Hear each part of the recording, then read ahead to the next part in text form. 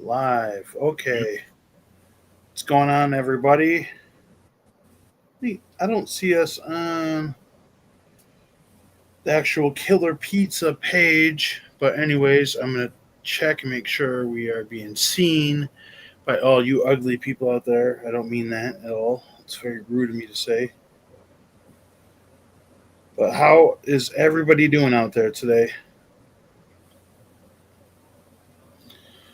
Killer Pizza there today.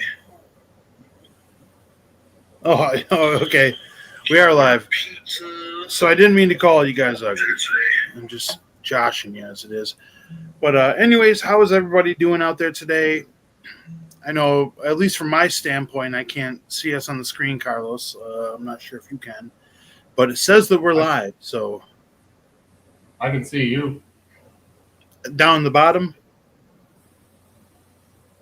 Oh, Okay. no. So yeah, once again, I'm not the best at doing this StreamYard live stream type of stuff. This is still something kind of new to me to be doing.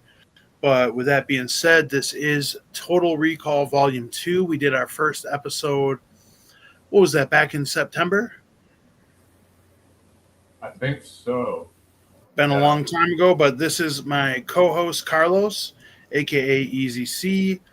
I know we did kind of partially like a 1.5 or in between episode, our Halloween special with Wrestling with Horror, which was a lot of fun. But this is kind of our third show, but our second official show. So, once again, as you guys know, I am Killer Pizza, and this is Easy C. How are you doing tonight, my friend?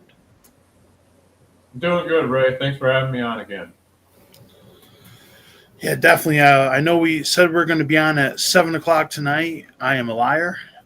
Technical difficulties. It wouldn't be a Killer Pizza show without some bullshit to the extent that I just slept in. I fell asleep. I took a nap, and I woke up a half hour beforehand. And then technical difficulties took us a minute to get on here, and we are 1 hour and 45 minutes late, but we are here for the second episode of Total Recall. Well, don't feel bad. I was running a little late myself. I was doing some last-minute Christmas shopping and got a little held up at the store because it's like 4 days. Was it Sunday, Monday, Tuesday, Wednesday? 3 days before Christmas. Yeah. So I didn't anticipate that. So, yeah, kind of felt like Arnold Schwarzenegger in Jingle All the Way, looking for Turbo Man. I'm not a pervert. I'm just looking for Turbo Man doll. Well, it's funny, because that movie as a kid hit, I loved it as a kid. But as an adult, I really kind of get it a lot more. Yeah. Damn. That's rough. Did you get all your Christmas shopping done? Yes. I'm glad. I had like one or two little things to wrap up, so got it done, and yeah, just glad because No, I don't know about you, Carlos, but like I've never been the biggest Christmas fan in particular. Like I love the day itself. I think what I don't like about Christmas is it's like a month and a half holiday that should only be a week long. And some of that old school Christmas music is terrible. But I found this year I got kind of into the spirit. So I mean, yesterday I wrapped all my presents. I had everything wrapped up. And I was playing Christmas music earlier the night before at work. And I found like that I actually really like Christmas music. I think it just kind of depends. Like I think I overlooked how many like artists from like the 80s and 70s like did Christmas songs. Yeah, it was that was a pretty big thing. Like, I mean, it seemed like everybody who was big had like a Christmas album or did a cover or something. Like, what's your favorite Christmas song to listen to, or like favorite Christmas song? Yeah. Okay, one sec. First of all, Mason Evans, hi. Nice to see you, my friend. Nice to see you in the chat. Once again, sorry if our video presentation in the chat is kind of wonky. Still kind of getting used to this.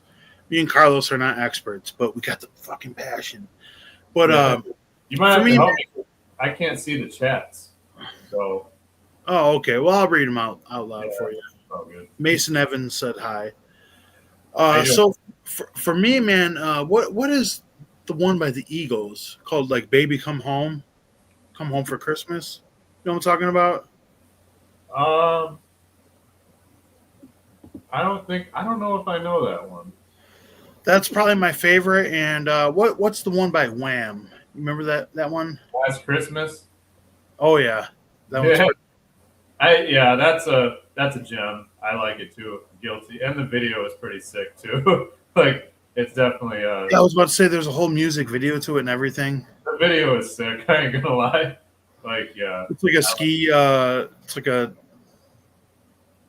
'80s movie, like a ski movie. I just remember, I haven't watched it in a while, but I remember they pull up to like a ski resort. It's like him and the other dude and like two two women with them. I'm assuming they're dates or whatever. I know we're gonna get into movies here soon, but have you ever seen this one? I can't really see it. What is it? Sky Patch?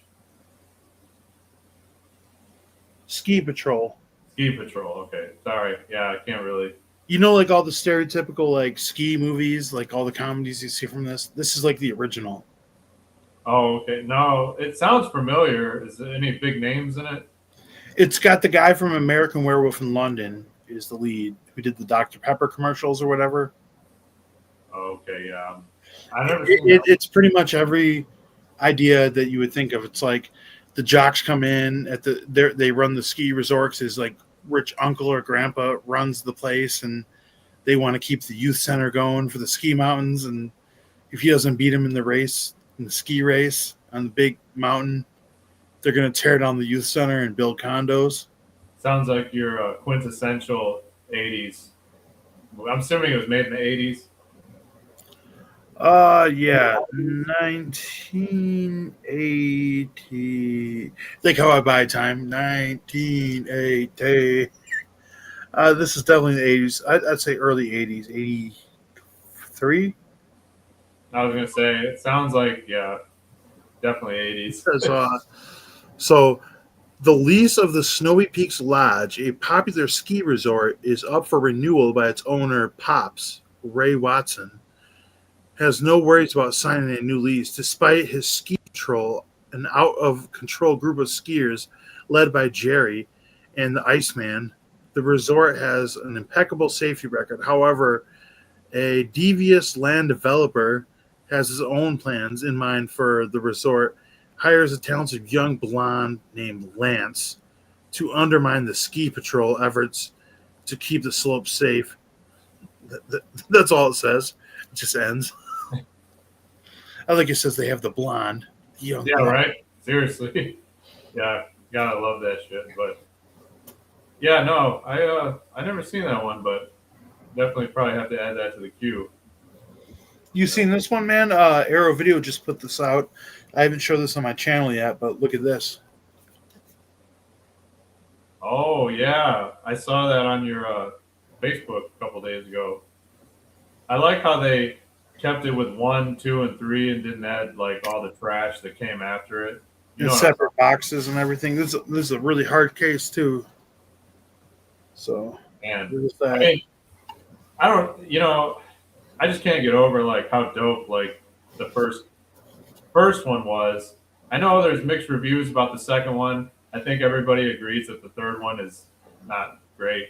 But, when you're a kid, I was just pumped to see, a new Ninja Turtles movie. So I was always like, yeah, this is different, but number 3 isn't that great. Dude, I got so emotional watching part 1. Like the other night I watched this one.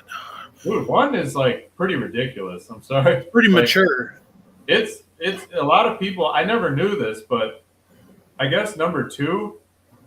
I never noticed this when I was a kid, but at number 2, it's like really toned down because after number 1, a lot of like parents were complaining like, "Oh, number 1 was too scary for my kid," But I mean, it's like got an anti-gang message. It's like a positive message. Stick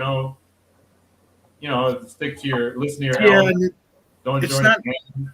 it's not necessarily too violent either. I mean, if we're really being real.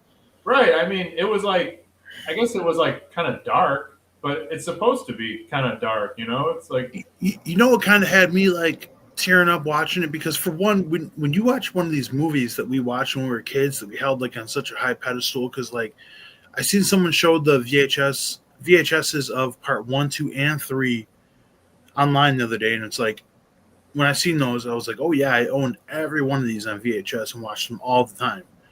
Obviously, Ninja Turtles Part 2, Secret of the Ooze is the popular one. It's kind of like a good comparison is like Terminator 2 and Secret of the Ooze Part 2. They're the two favorites, but if you look at Terminator 1 or Ninja Turtles 1, there's better story. It's more serious. I mean, same with like Rocky 1 and Rocky 2. A lot of movies could be compared to in that way. But like stuff that like I said, I got emotional watching it because I have all these deep rooted emotions and memories with the movie, and little things when they showed like Splinter. Maybe it's because like I'm getting older and I've had pets that have had to be put down. But when Splinter's tied up to those chains, like how his eyes, the detail in the costume, where his eyes are watery and puffy and pussy, and he just looks sick. You know what I mean? Before he starts talking to Danny, it's like it got me really emotional. And that soundtrack when they get on the roof and start fighting in the Ninja Turtles, which something else I didn't notice, like I never noticed until I watched this the other night. When they got in that fight in the beginning, they come back to the sewers and they implied that was their first fight they ever had. oh yeah. It's like, really? I just assumed they were always Ninja Turtles. But then when they get up on the roof, that score that starts playing when he challenges the turtles to start fighting. You know what I'm talking about? Are you talking about when like all the foot guys like disappear and then he like drops down the shredder? I mean, like On drops the down. roof. Yeah, on the roof, and he's Yeah, like, he wants a piece of him. he's like, Like, who's going first? And like, one of them runs at him and gets flipped over, and they're like, wow, his technique is incredible. Where did he learn this? And it's like, it makes sense. Hiroko Saki, Master Shredder, should be the best martial artist that I've ever won. And it like got me all emotional because I'm such a Ninja Turtles fan as a kid. And I'm like, they can't beat him alone. They can't even beat him together. Like, he's too strong. And then the scene I'm talking about where I teared up, man, was like when Splinter just shows up on the roof, which is fun because it's like, how the fuck did he get up there? And he's like, I know you. You killed my master, Maroko Yoshi. And then when Shredder just pulls his mask down, he's like, the rat. And he shows right. Yeah. But that's the only match, even in his age, Splinter, because he practiced, which some of the funnest scenes, I don't know if that was like stock motion or whatever, but like he's like, I practice my master's moves by doing it in my cage. He's like the little rat doing the moves in the cage. I believe it was Jim Henson, same for the Yeah. That was like the puppet or whatever. Little things like when Michelangelo gets hit at one point, his nunchucks fly and they land on the ladder. They don't do that in movies too much anymore. It's foreshadowing. It's like, well, the nunchucks are there for a reason. And then Splinter catches him and he can barely move. And he says something like, people like you die without, and he goes to grab the blade and he drops him without honor. Catches the knife he throws at him. Yeah. He like throws a knife at him and then doesn't he? Oh yeah, he falls into a garbage truck. Yeah, but it doesn't kill him, even though he like gets crushed by like Casey Jones does. Casey Jones goes, oops. Just casually like commits a murder, like oops, like whatever. Sorry. Casey Jones kind of a prick in this movie when you watch it back. Like, what's this guy's problem? But you know, when the fire started in the attic, the antique shop, and he lets everyone go first, like that's kind of a good redemption arc for Casey Jones, you know. I mean, I'm not gonna lie, like the part where he like kind of messed Raph up a little bit, kind of made me feel some type of way towards him. You know, when he like beat him up and then called him. Yeah. What do you want? These called punkers? Yeah, he called him a name, and then I was like, damn. But then it kind of like it showed like kind of forgiveness, I guess, in a way, because they were like cool after that. Like, it's like, all right, we're on the same side. We're trying to find the foot. So, So, who was your favorite Ninja Turtle growing up? mine was definitely Leonardo. Why? But it's crazy because, like, looking back, I kind of don't really like him because he's kind of like, I don't know, he's like too serious, But Kind of a butt kiss. Now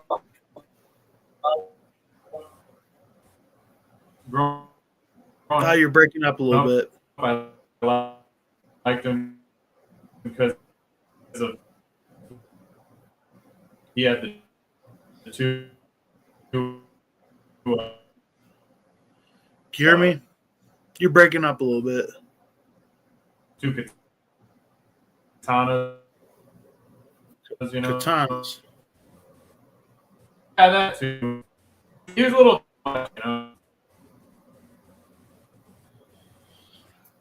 You broke up a little bit there. Were you talking about Donatello with the katanas? Lost you too. Can you hear me? Oh, well, there we go. Yeah, you froze up for a little bit right there.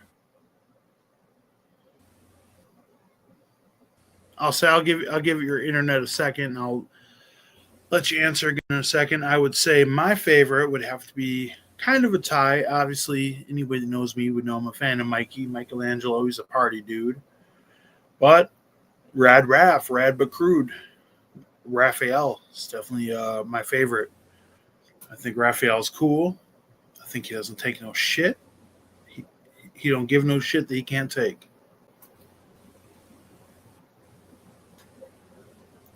Oh, nice. Okay, you're back. Yeah, I didn't know. I don't know. Must be the. Oh, you're good now. Okay. Yeah, I can see you now. Yeah, I don't know what happened, but. I should announce something out here, but I haven't agreed on the permission to announce it yet. But there's a film project that I'm going to be a part of that should be coming out around Christmas next year. And I'll tell you off air. But all I'm going to say is this is a movie idea that has no reason to have a fight scene. But I'm going to pitch, now that I think about it, the people making this, like, we should have a fight scene. Even if it's just a dream scene. Well, I mean.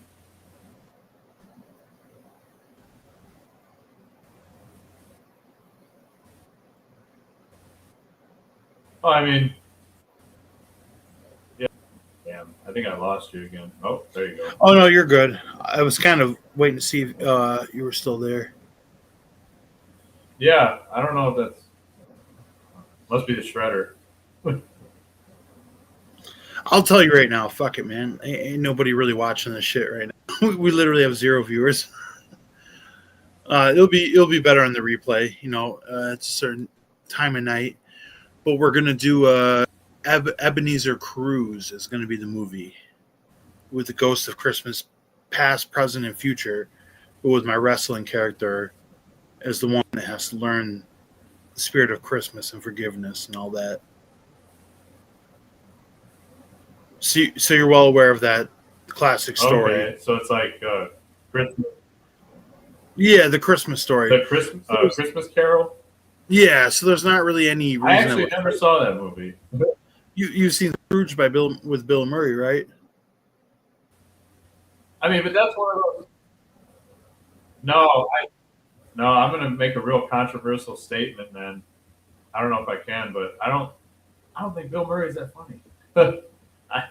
I'm sorry. Damn, I just pissed off a lot of people with that one, didn't I? You think so? The Bill Murray's not funny? You think? I didn't say he wasn't funny. I said, like, not that. I wouldn't say, like, overrated, but I don't know. I guess for the time, he's okay, but my bad, man.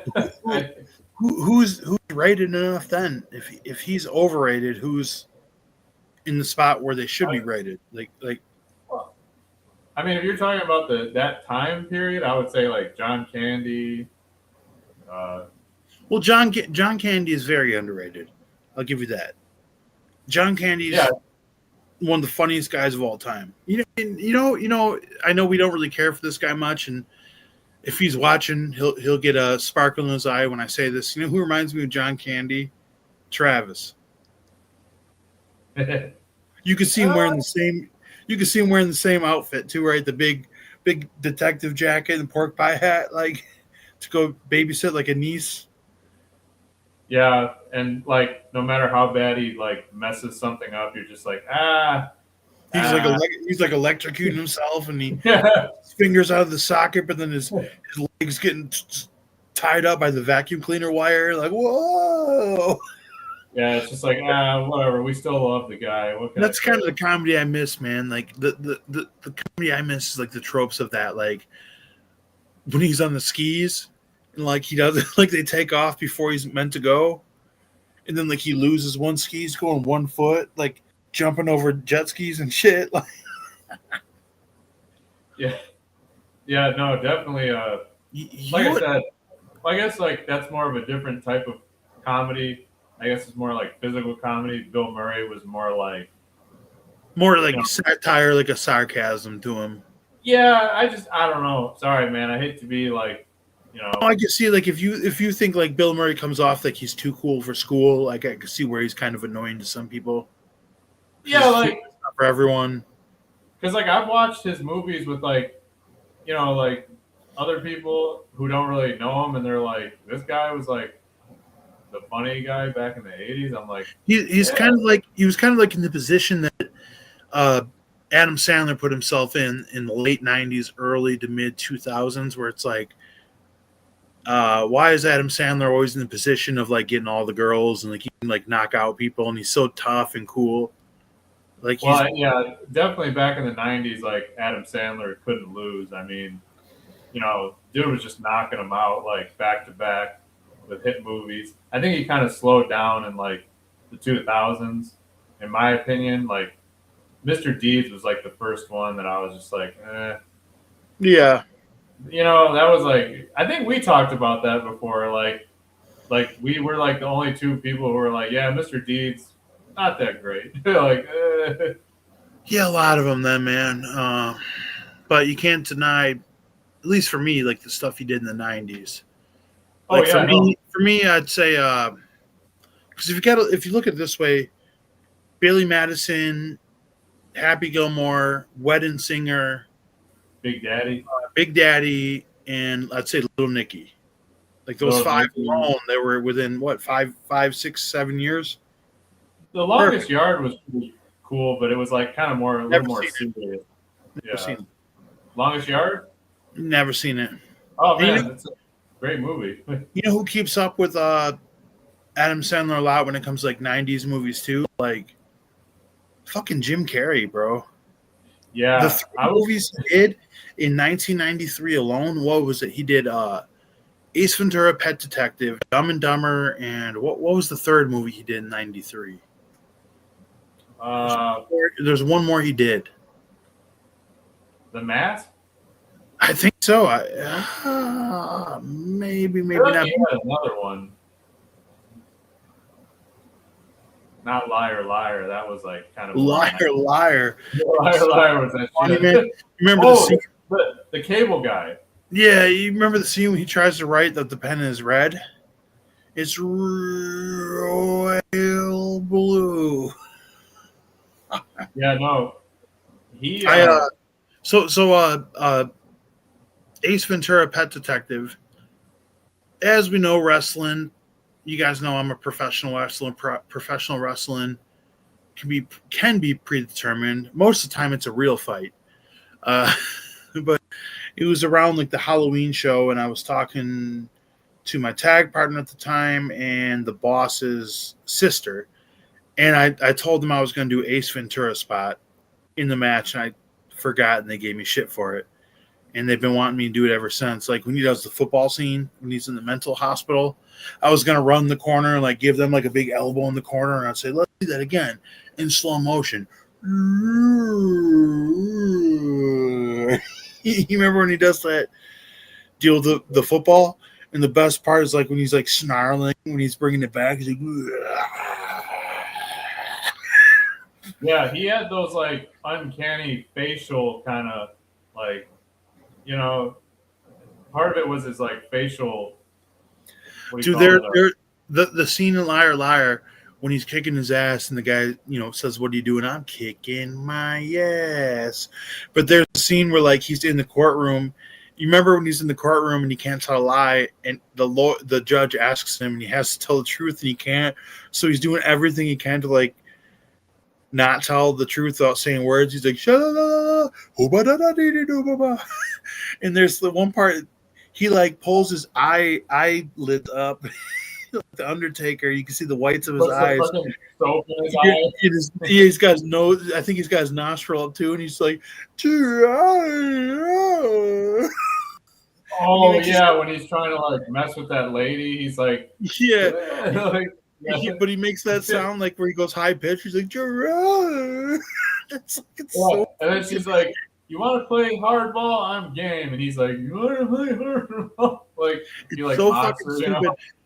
And people can call that childish all they want, but that's like actual humor, man. Like if you've ever been in a situation where something happens and everyone's trying not to laugh, and then somebody makes like a certain sound or a laugh or a look.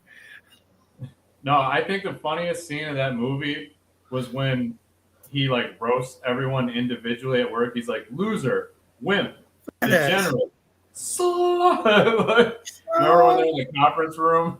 The boss is like, I love a good old fashioned roast.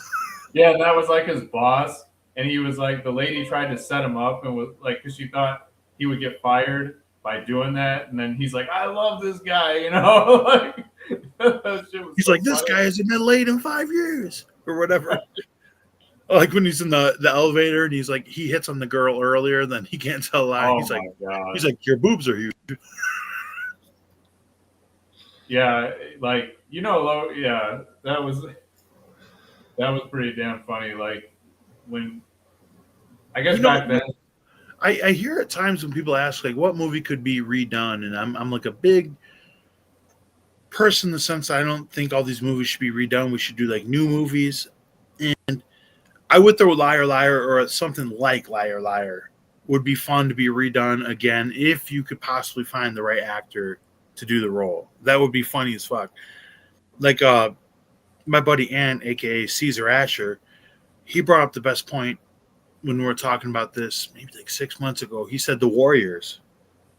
The Warriors are one of the best movies to remake. And you can either remake it the modern age in Times Square. They're all going to Times Square, New York City, wherever, California. Or it would be really cool to see them do the same exact movie, but make it take place in the time where they originally shot in the 70s, but from the eye of 2026. It would be kind of cool. Yeah, I actually have thought about that too, because like it's on TV all the time, the original Warriors. So I'm just like, man, how cool would this movie be? Like, a reboot. Like it definitely would work. It's just like, yeah, getting, like you said, getting the right setting, the right time frame. Would it be present day? Would it be back in the day? That would be the only probably challenge. But yeah, I that's actually one of my favorite movies of all time is The Warriors. What was your favorite gang from that movie? Did you have? Oh, nice. You ever seen this from Arrow Video? Slipcover.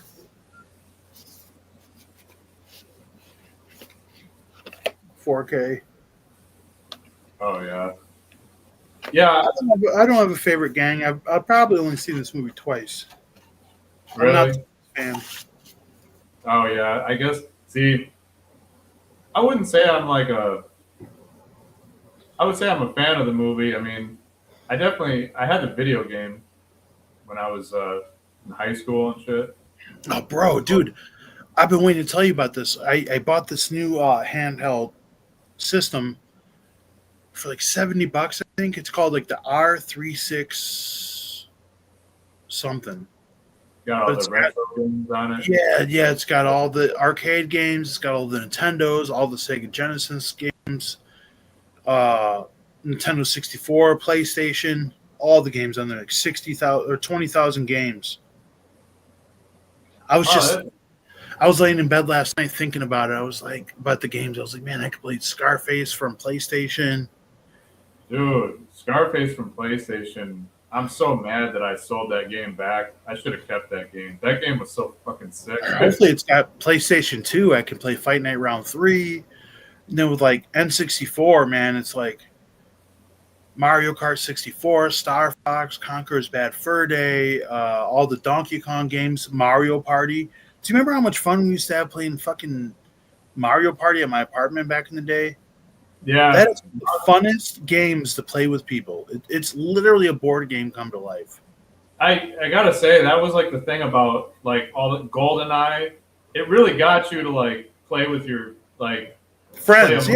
play Because even amongst your like Star friends. Fox, Star Fox, you could beat the game in 2 hours, but the whole fun was like to get on multiplayer and everything. And then Right. you remember, like I said, Mario Party, man. Remember, like part 2 or part 3 were like cowboy themed. You know, you're in the Wild West, or you have these different themes and everything. So much fun. Yeah, like these games nowadays, like you play online and that's cool, like, but it's kind of impersonal. Like back then, you actually were like you had the split screen, like the 4-way screen, and you could kind of like you were like physically there with each other, like laughing and having fun and stuff. Like, Dude, yeah, and I think like Mario Kart or like Mario Party were the funnest games for that in my experience because like nothing beats a good racing game. I remember like when I roomed with Travis. You remember like he was running the video games, and I remember like speaking of Ninja Turtles, he would be playing this game, getting all the updates and nitrous for the cars and all this shit, and he would like get to this level where it was just like you had to do like 50 laps around this track and get first place to win. He couldn't beat the level. Whenever he couldn't beat one of those levels, he'd just like knock on my door and bring me out and like smoke a joint with me. And he'd be like, I need you to beat this level for me. And then he put on Vanilla Ice, Go Ninja, Go Ninja, Go. And I'd be just zone the fuck out, like, just race and beat it every time. I was like the fucking golden trophy to win it. And I just think like certain racing games are so fun, especially Mario Kart, because you could get those boosts and the levels are fun and all the shit you could get, like when you had the green shells, you had to be more accurate or bounce them off the ball to hit somebody. Red shells were automatic. You remember like when you're in first place in Mario Kart 64 and you keep one red shell. man, I can't tell you how many races Anybody gets past or keep 2 red shells. Anybody gets past me on first place, I'm blasting them. Yeah, like I can't tell you how many races I lost when somebody hit me with that lightning bolt right at the end. A lightning bolt. You remember when you be playing Wario Stadium, like the dirt track, and someone hit you with that lightning bolt right before you hit the jump? Yeah, that's what I'm saying. Like I'd be in first place and bing down to 8th. I'm like, or you hit that jump and make it successfully on the beach and just scream the B word, just like bitch, like out of positivity. Yeah, low key. There would be, it would. Those games, they would definitely make you like feel some type of way towards the people you were playing. If they, but dude, Mario Party though was the shit because they probably had like a good 100, 200 mini games that the whole game was centered around. And I love the way the game was like centered around like a board game. Yeah, it was like you had to go towards the star, and you'd have to go over like traps, and you'd have to go over like challenges, and it was just kind of fun, man. I think that's something that's kind of lost in this new generation, even our generation, man. Not many of us just like meet up and play board games. Like, I love just like playing Rummy, Euchre, Yahtzee. Granted, those aren't board games, but like bust out the game of Clue or 13 Dead End Drive. I was gonna say it's funny you brought this up because I was like, for some random reason, I was thinking about buying Clue the other day, the board game, and I'm just like, I don't know if anybody would like play this with me, but I can't see why they wouldn't,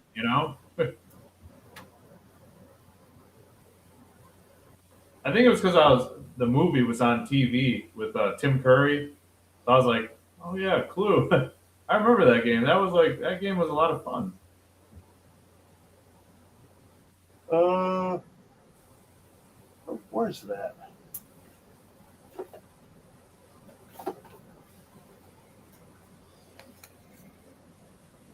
Yeah, is that with Tim Curry? On 4K. Yeah, I watched it a little bit, but I didn't really watch it the whole way through because I was kind of like falling asleep. But You like how you come on my channel and like any good movie you reference, I could just turn the shelf and just like right here. yeah, it's like you said. I think your collection was inspired by my collection, but It's yeah, just sitting there. you That's just the thing, man. Like when people are like, "Why do you collect so many movies?" I'm like, "Because I love movies. Like I buy everything I like. Any movie I like, I buy it." Clue is such a fun movie. yeah, like I said, I didn't really see the beginning to end. I just like kind of caught like one part of it. I was like, oh, Clue, and then I think I fell asleep because it was late at night. But When the gay guy and the maid with the titties are like going up the stairs and he's trying not to like bump into her tits. yeah, like I said, I won't pretend like I saw it because I didn't see it, but definitely on my queue. You never seen it?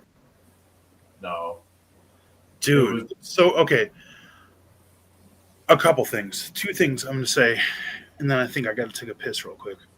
For one, uh, it's a movie when you start and it starts to kind of play out and you question, how are they gonna do this? It's a movie about a board game. How is this gonna work? That's exactly was my biggest draw to the movie. Like, how are they going to do Exactly. this? Yeah, but then when the first act starts playing out, you're like, okay, this kind of makes sense.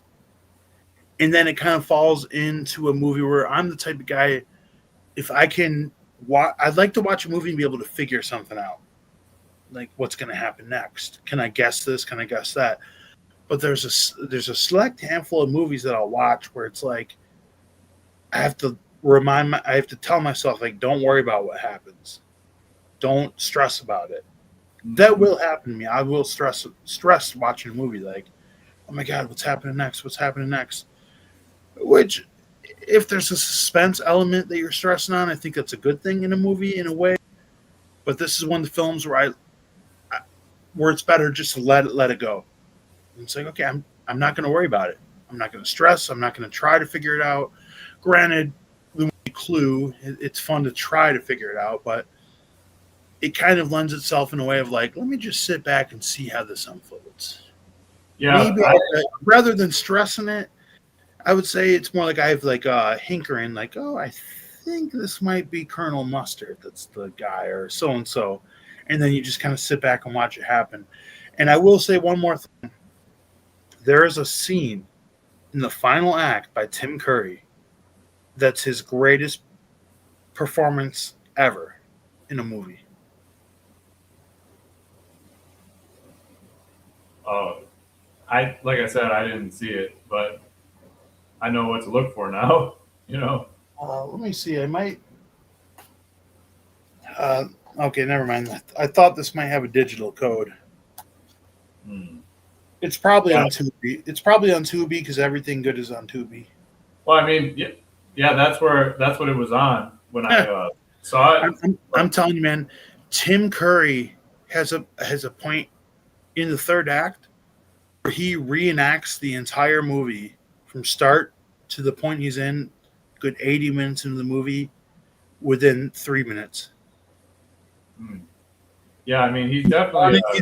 He's running all around the whole house. He's like, "This is when this happened," and it just Yeah, well, I mean, he definitely is a very talented actor. I mean, I could name like three movies he was in off the top of my head I that were think like it's got what's his name that played Doc in uh, Back to the Future, isn't it? Christopher Lloyd. Yes. Oh yeah, and what's his face from Judge Doom from Roger Rabbit. Christopher Lloyd, low key, is kind of like one of those actors too. been in a lot of movies. But there's some fun scenes in the movie where like the body. I'm not giving nothing away here, but the body that gets the person that gets killed, just like the board game, isn't any of like the board game characters. So like they're like hiding the body, trying to figure out because they don't want to get framed for it. So like the cop shows up and he wants to know what's going on. It's like it's very like Bugs Bunny, like it's very Coyote and Roadrunner, where they're like, "Oh, make sure he doesn't find the body," and they put him in the room, and then like the dead body's in a rocking chair, and he's like he leans out the door, and the cop's like, "Who's that?" And it's like, "Oh, that's so and so. He's dead tired," like just funny, stupid shit like that. You're gonna have to watch that one, man. The Clue, like, it's so fucking good. It's kind of almost, I wouldn't say a Christmas or a holiday movie, but it takes place in like the colder times, and it's just a fun movie. Like I said, it's a comfort movie. Is the best I could put it. Like, once you watch it once, you could throw it on 100 times. And did you know with the movie Clue, there was 3 different endings theatrically? Mm-hmm. So when they put this movie across America when it released, they randomly put all 3 different endings randomly in different showings through the country before the internet. Yeah, so nobody knew what the actual killer was. Even when you buy this 4K, it's like there's 3 different endings, so I don't really know who to this day after watching it. So that could be kind of giving something away, but not really at this rate, Yeah, no, it's crazy. Even like that was one of my thoughts, when watching the movie. I was like, I wonder who did it and in what room. Because like that was the whole, or if they were gonna go with that angle, like of who did it and in what room with what object. Because wasn't that like the whole point of the game? Like who did it with what object and what room? So when it comes to Clue, the movie Clue, it's kind of a prime example to me of when it comes to filmmaking or making movies or whatever you want to do, telling a story, wrestling, making an album, whatever, mostly like movies, the story matters the most in the sense that, like, obviously, like, say you're going to watch Stranger Things, it's the most popular show going on right now. The story is really good. And then, but then, like, say you watch, like, Friday Night Lights, a movie about football. The story is really, really good. Now, one story is about a science fiction deal that you might not even be able to understand, especially, like, if you're new to the story itself. And then, say, Friday Night Lights, a guy like me, I'm not really into football. So why would I be into that? But it just kind of proves that a story is the structure, but if you have good characters, that's all that matters. Because you don't need to know the story of Stranger Things all the way. It has a solid story, so it's a solid thing to watch. The characters make it. Friday Night Lights, say, like, the characters make it. If you're not in, like, a mystery or something like in Clue, the characters make it. And I think, like, once you have a good story and you can follow that with every character is likable or at least interesting, like, look at the movie Dazed and Confused. It's about nothing, but it's one of the greatest movies of all time. I mean, Menace to Society. Menace to Society. Amazing story. The characters are better than the story. And if you can kind of bring those two together, it doesn't matter what the story is. It doesn't matter the characters' motives. It's a great movie. That is true. I mean, now I can see the chats. Yeah, well, we got one right here. We got one right here from the Rated G Superstar, Born to Be Rad. Represent. Thanks for popping in, man. I appreciate you saying hello. As me and my boy Easy C have a Christmas show where we talk about the movie Clue for a half hour straight. But yeah, man, I just think, like, the characters matter so much in the story that it can really be whatever you want, and it's interesting. You know what I mean? Yeah, like I said, I definitely I never seen it, but I saw like bits and pieces of it on Tubi, I think it was. So I definitely added it to the queue because I mean anything with Tim Curry, I mean it's going to be pretty fire. Hell yeah, Garrett. I was saying Carlos hasn't seen Clue yet. Tell him to check it out. I was saying how the final scene that Tim Curry does is the best performance, in my opinion, what I like. And we're kind of going over how much story matters, the structure in a movie. But if you have good characters to carry it, characters can make the whole movie easily. I mean, being said, Carlos, like, what's one of your favorite characters in a movie off the top of your head? What movie? In general, like, what do you like? Like, what do you think is like an underrated character in a movie? Doesn't get enough love. Oh, in any movie? Yeah. You mean? Oh, okay. Oh man, any movie, man. I know So I'm putting you on the spot right now. Yeah, so many. Any character, I would say. Well, we brought up Menace to Society. I would say like Old Dog from Menace to Society, right? O-Dog is great in Menace to Society because he makes Kane look innocent. I think, and like a lot of people don't know that he was supposed to be played by Tupac.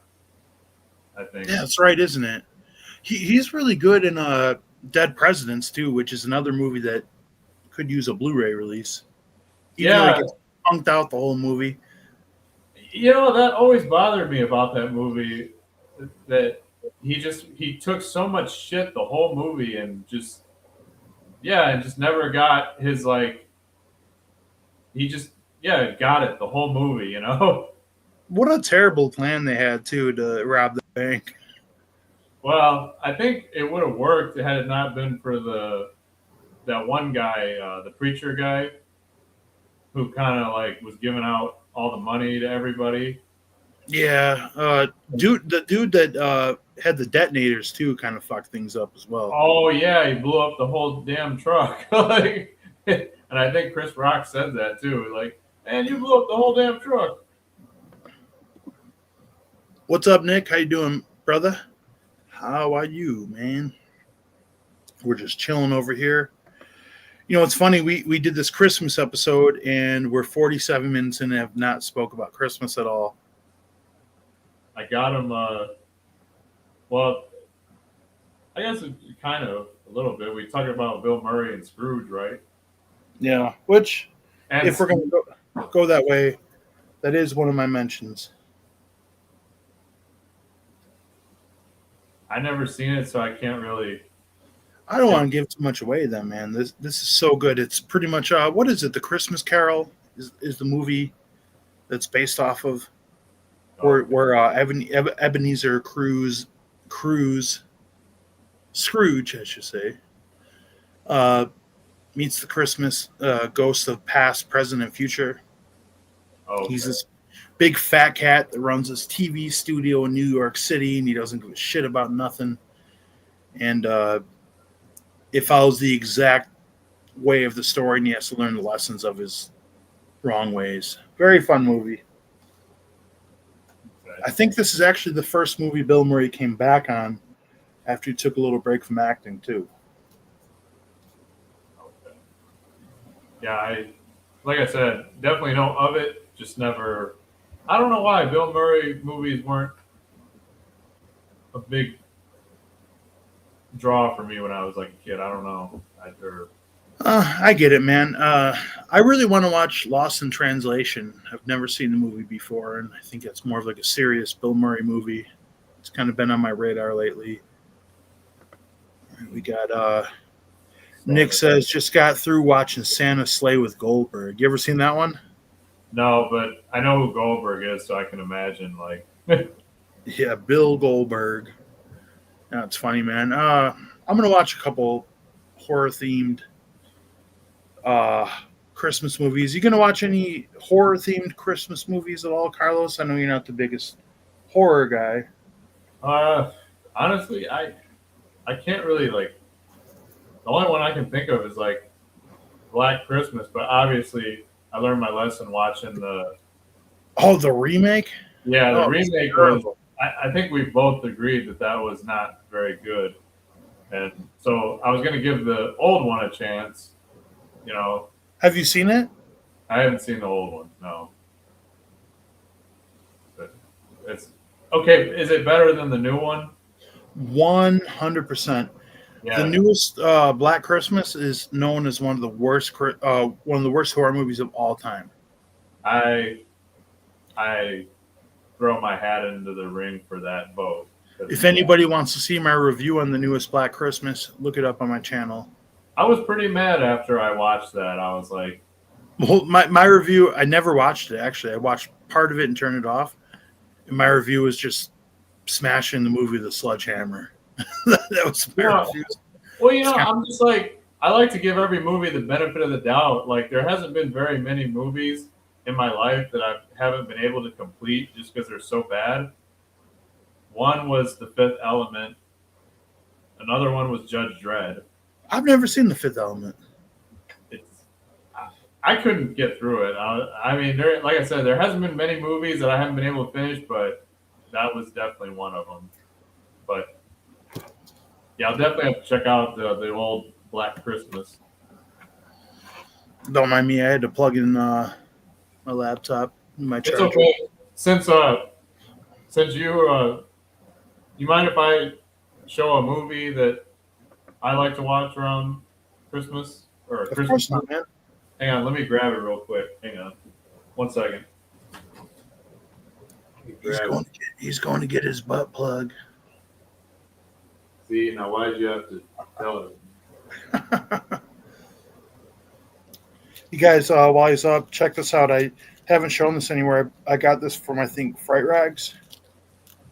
See my new medicine?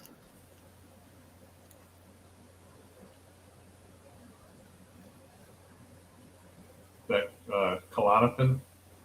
See Nancy Thompson? What is that? This is a movie prop from the pills Nancy Thompson was taking in Dream Warriors. It's Nightmare on Elm Street 3.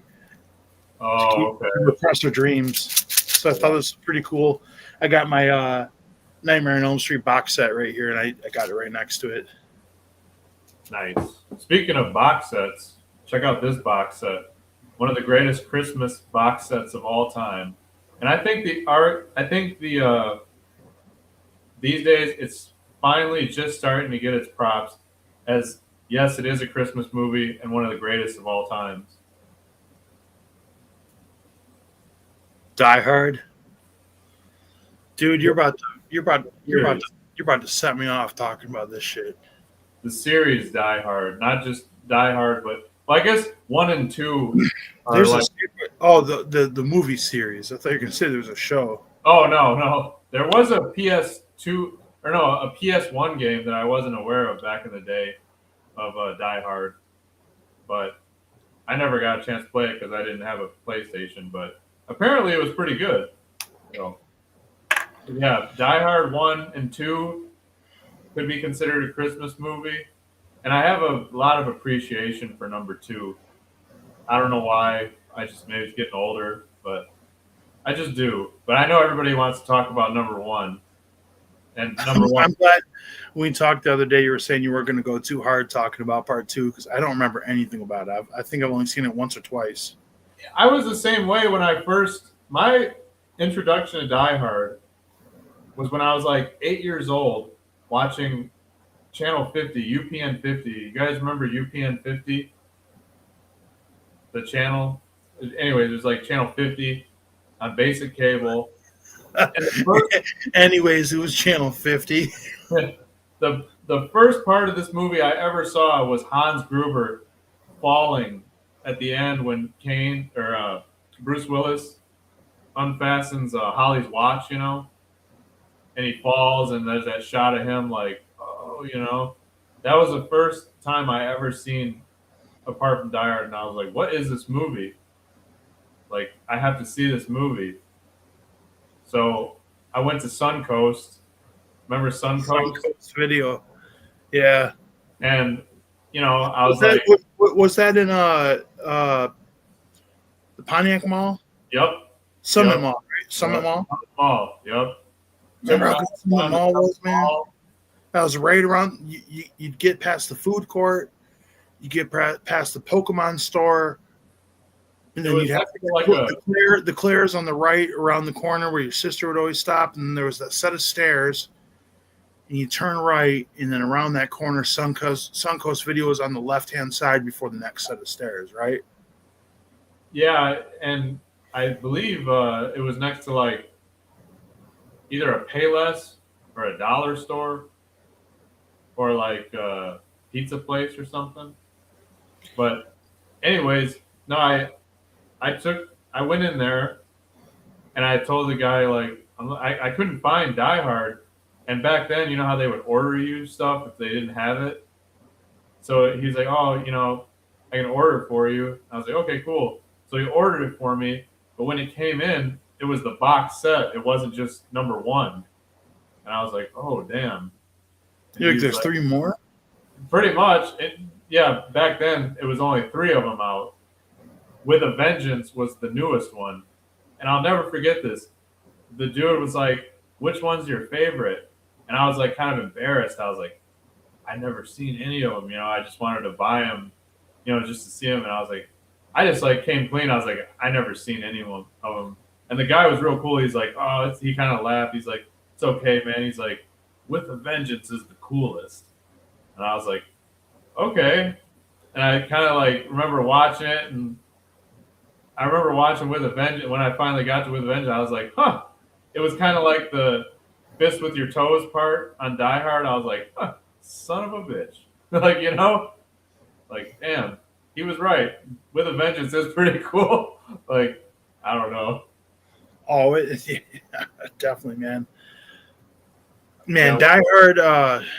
Yeah, maybe it's not so much that I don't like Die Hard 2. It's just that Die Hard 3 to me is so much better, and one's obviously the best. Two is probably, most people would say two is not the greatest in the series. Hey, And I they'd got be right. It's I gotta really take I gotta take a piss. 1 sec. right on. Good. Me too.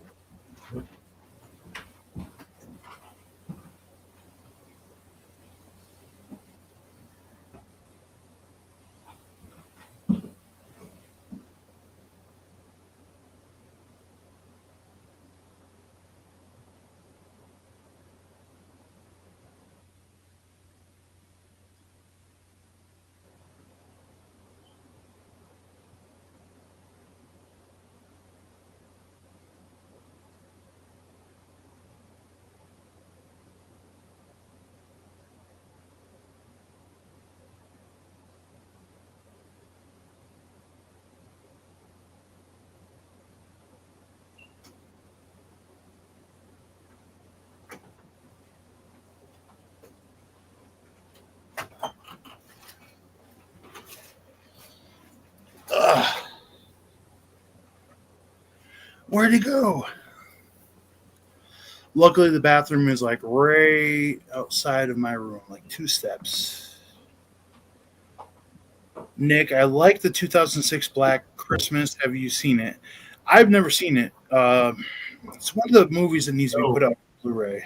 my bad. I didn't want to be the only one on the dead air. Oh, you're good. Luckily, like I said, luckily my bathroom is like 2 steps outside my door. I'm like right next to the bathroom. But dude, Die Hard, I could fucking go off talking about this movie. Have you seen four yet? I've never seen 4 or 5.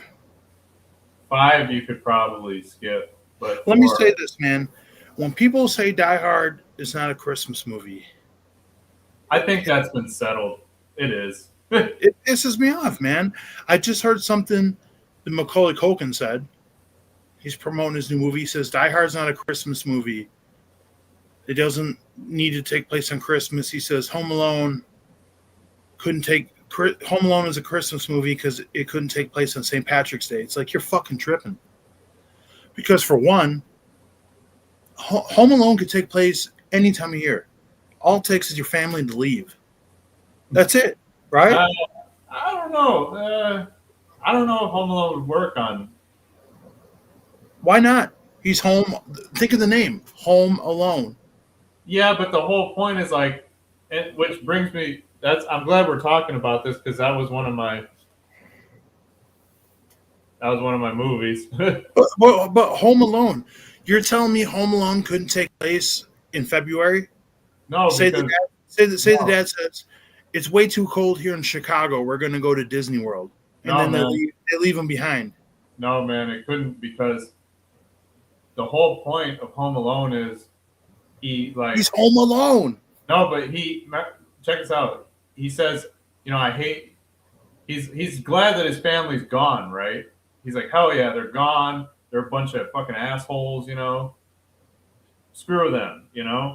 Yeah, But then at the end, if you remember in Home Alone, he's like walking through the neighborhood and he like peeps that house that's got like a little house party going on like for Christmas, and he's like, damn, and he's like, kind of miss those guys. And then he you could meets, feel that way any time of the year. but not like Christmas, man. Christmas, because like Christmas is like that time and remember the older gentleman with the shovel, and he's like telling him in church, he's like, yeah, I haven't seen my son in a while, and he's like, You could go to church and meet the old guy any time of year. You could. It could be the 4th of July. It could be the 4th of July. Kevin McAllister could be walking down the street, watching people have a barbecue in their backyard, doing the limbo, playing badminton, playing horseshoes. And he could say, man, I wish I was here with my family right now. It could happen any time of year. Okay, yeah, it could, but it doesn't hit the same as on Christmas, man. That's what I'm trying to say. But with Macaulay Culkin saying that Die Hard isn't a Christmas movie because it takes place on Christmas, that defends the argument on how stupid this shit is. Yeah, I'm a little surprised that he would say that, to be honest. Because like when I was watching this movie the other night, granted, I still have half the movie I need to watch because I fell asleep, and I meant to watch the rest of it today, and I fell asleep again. That's why our live stream is late. But there's like a dozen instances of Christmas in the first like 10, 15, 20 minutes. For one, if you want to talk about Home Alone has to be a Christmas movie because it can't take place otherwise, the whole reason they were there at the Nakatomi Plaza is because there was a Christmas party. It opens up to him on the plane talking about Christmas, him grabbing a teddy bear from the glove compartment for his daughter as a Christmas gift, getting in the limo talking about Christmas, which a very fun detail I love is that he sits in the front seat with Argyle because he's a humble, honest man, bringing their friendship together, which moves forward amazingly. And then Argyle plays. Yes, you got any Christmas music? Plays Easy Christmas song.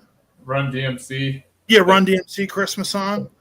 They show up. They show it in the Nakatomi Plaza. Christmas trees everywhere. It's decorated that way. The boss greets everyone at the Christmas party. Ho ho ho! Now I have a machine gun. It's the little kids. Mrs. McLean wanted him to tell the little daughter maybe Dad will be home for Christmas this year. There's over and over and over again. There's hits of Christmas, and it's like my thing is when someone says Die Hard isn't a Christmas movie, it pisses me off because maybe it's not a Christmas movie to said person here or said person there, but like who fucking makes the rules on what's a Christmas movie or not? No, what defines a Christmas movie? I think. I'm sorry to interrupt you, but one more thing: if this didn't take place in California, fucking California, if this was in the East Coast or the Midwest and there was snow everywhere, the visual of snow itself would bring this over the edge for people to say it's a Christmas movie. Just because it's in California and there's no snow doesn't mean that it's not Christmas. He's there to see his wife for a Christmas party. No, I think Miss Janello, or whatever, right? Holly Gennaro. Yeah, Holly Gennaro. Yeah, he's like, when did you start using Miss Gennaro? That's the reason I remember her last name. because when he hits the yeah. But no, like I think honestly, this debate has kind of been settled because I think Die Hard has been accepted as a Christmas movie as it should. Because I mean, like you said, like there's really anybody that okay. Here's an example, right? One of my friends, she saw me watching Die Hard one day on TV when she came over, right? And she was like, "What is this?" And I was like, "Die Hard," you know. Da, da, da. She said, "Wow, this looks like a pretty good movie." And so, long story short, she was like, "Wow, I really wish I could see the whole movie." So I gave her a copy of the movie, and I said, "Take this home, watch it." And I was like, "Oh yeah." And then I was like, "Think in the back of your mind, like, is this a Christmas movie or not?" She never seen it before, right? So she took it home, watched it, and she texted me like, "That is definitely a Christmas movie." So like, I mean, that's just one opinion, but to have somebody who knows nothing about the movie, and I get it, it's not the same as like Home Alone or maybe Scrooged but in its own way, it's definitely a Christmas movie. Like nobody can deny that. Like, you know what I mean? Maybe it's because it's like too actiony and stuff, but like even the plot, deep down beneath the levels, is a Christmas thing. Like he wants to be with his wife and kids on Christmas, and she secretly wants him to be there for her kids, and the kids want him to be there. You know, I think like too many people get like prude about movies. You know what I mean? Because there can be like a horror movie with comedy in it. There could be a comedy with a bit of drama in it. So why can't there be a Christmas movie with some action? No, and to your point about like being prude, like people being like, "Oh, it has to be this way to be a Christmas movie." It's like the whole reason I even knew what Die Hard was because at a family Christmas party, it was on TV. This was when I was like, before I saw it on UPN 50 when I was like 8 years old. It was on TV, and one of my uncles was like, "Oh, Die Hard, right?" And we're all like watching it. He's like, "Yeah, you guys watching Die Hard?" And all the adults and stuff like were coming in the living room and watching it, and everybody was just like kind of interested in the movie. So it was kind of like I hate to say it, like sound cheesy or whatever, but kind of like a movie that like brought everyone together, so to speak. Like I don't know, it was just a nice little vibe, and everybody was, what is that? Mountain Dew. Baja, yeah, Baja. Yeah. Oh, I thought you were throwing up over my family story. No. That's cool, man. I'd love to be watching Die Hard on a Christmas party. I just think like you said. I mean, Christmas movies are so like in a box. Like I don't need Rudolph and I don't need somebody dressed as Santa Claus. What do you need? Someone to shoot Santa Claus for it to be a Christmas movie? He literally sends the guy up in the elevator. Ho ho ho! Now I have a machine gun, a winter Christmas Santa Claus hat on his head. Well, That don't take place in February. You know what I'm saying? And there's Christmas trees everywhere. Downstairs is decorated, and it's just like. Look, I'm going to make a really controversial statement. I'd rather watch Die Hard any day over A Christmas Story. Yeah, I said it. I don't like Christmas Story. Yes, I hate that shit. Is that the little kid with the Nesquik and maybe it's because it played so many times when we were kids and they played in school all the time. It's not a very it's a very overrated movie. Very overrated. Very over. I agree 100%. Yeah, dude. I'd rather. Yeah. I mean, no, something I want to bring this up too about Christmas movies. You brought this up not too long ago, and I want you to check this out on Tubi. I was about to say I'd rather watch the Black Christmas remake than A Christmas Story. This one, if you've never seen it, no, this is considered the original slasher movie by a lot of people. This is a very slow burn slasher movie. Same plot as the one you've seen, but a bunch of girls in a sorority house with a mystery stalker that's killing everybody off. But this is one of the most atmospheric, and I don't mean that in like a pretentious way where people say atmospheric movie. This has such a good Christmas vibe. The way it's shot, the way it looks, how cold it looks, the lighting. Classic horror movie. 1974, 51 years old. Yeah, Nick brought up a good point. Like, did they make 2 remakes of this? Yeah, 2006. Yeah, that's what. Yeah, Which I've always heard it was a very good movie. I've never seen the 2006 but movie. that wasn't the. Yeah, okay. Because the one I saw was like ass. From about 2019, 2020. Yeah, that was Ass. Terrible. okay. Man, well, hey, I'll give the 2006 one as well as the original, definitely. You got to watch the original, man. It's so good. Like, there's like an eeriness with the pace of the killer, all the characters, and it's kind of like a comfort movie too, like one you could just throw on the background and Okay. you don't Like, even like Halloween and shit. Yeah, actually I heard John Carpenter got influence from this movie. Really? Huh. Yeah, it's known as like one of the first slashers ever. It's a very atmospheric movie. Like we're saying, you can kind of throw this one on the background and Okay. Like, yeah, like Halloween, Chucky or something. yeah, Chucky. What's your favorite Child's Play movie? Oh man, number three, all day. Really, dude? The intro for number 1 is my favorite, but as a movie as a whole, number 3 is the coolest. It's funny, man. 3 is the only one I watched recently. I watched it in October for 31 Days of Halloween. Brandon and Christian were talking about it on the Planet Dirty show, and they're putting over part 3, which part 3 I feel like has always gotten a lot of disrespect over the years. I mean, I can see why. Compared to But 1 and 2, if we're going to talk like the trilogy, 1, 2, and 3, because it's kind of like 1, 2, and 3 are in their own category, and then you got Seed and Bride of Chucky are in their own category, and then you got the 2 newer ones, Cult and Curse of Chucky, kind of in their own category, then the remake. So if you're going to compare part 3 to part 1 and 2, it's obviously the weakest. But I just love the military story, man. I was about to say, like, I don't see, like, I don't know. I disagree. I think 3 is like probably the most. We are the same age, and I think it just comes down to when it came out. I think, you know what it is, too? I got to be fair. 3 was the first Chucky movie I seen. So I kind of watched them all backwards, I watched 3 and then I was like, whoa, what is this?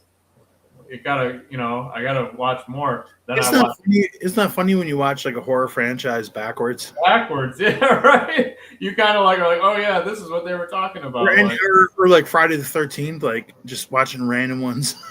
Yeah, or like you figure out, oh, this is a different universe. It's like, wait, why isn't Laurie Strode in this one? Well, I know that's Halloween, but you know what I mean. Like you watch Halloween backwards, it's like, wait, where'd Daniel come from?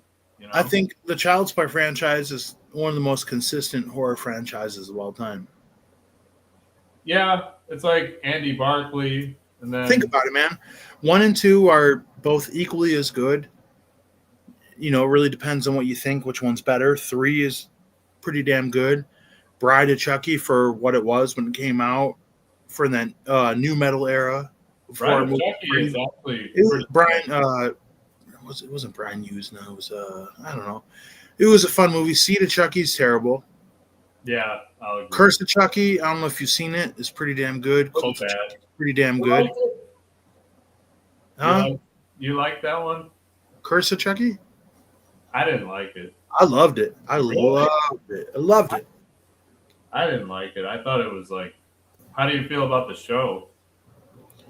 I only got through season 1. Yeah, I wasn't a fan of that either. I threw on like season 2 and I just couldn't get into the first episode. Granted, they put out like a box set for all 3 seasons because it got canceled. And I did ask for that for Christmas. I see why. No, I don't ask for shit for Christmas because I don't need shit. I can afford my own shit. And, I got a shelf full of movies behind me. But when my family asks what I want for Christmas, I just throw a bunch of shit on Amazon wish list, like 20 things. I'm not getting 20 things. I'm a grown man. But I do that so I can be surprised. I'm like, I don't want to know what I want to. If you're going to get me something, surprise me with it, so it's fun. And that was one thing I threw on there. Like, if you want to give me the Child's Play set, which if I do get the complete season, the Steelbook, I will probably watch all of it. Oh, yeah. Yeah, I gotta say, Child's Play was definitely. I don't know why I didn't. Probably because I didn't have it on our Halloween podcast. I didn't bring those movies up, but I know you probably got it Right behind me.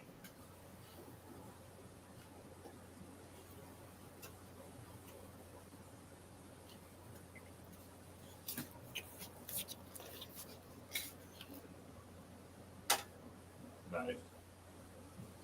That's all of them. That's and the documentary, all in 4K. Oh, nice. Nice. Oh, yeah. I like when I do videos, I just pull shit off my shelf and set it. Well, what's your favorite Child's Play movie? Probably two. Probably part two.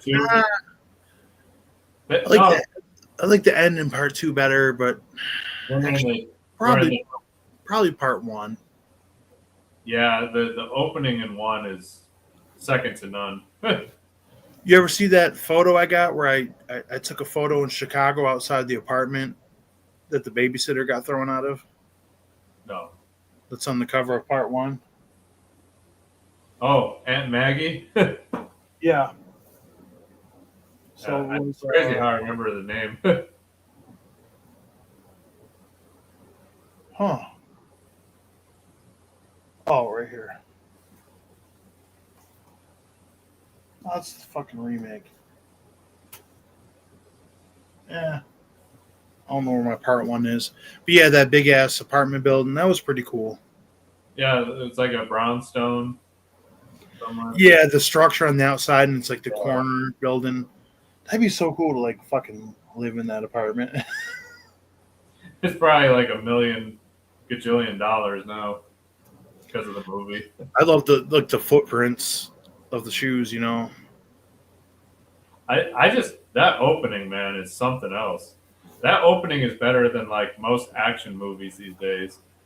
Like it just starts up and you see Charles Lee Ray running towards the camera. He's got his like revolver, like, and then like you hear the gunshots and the cops chasing him.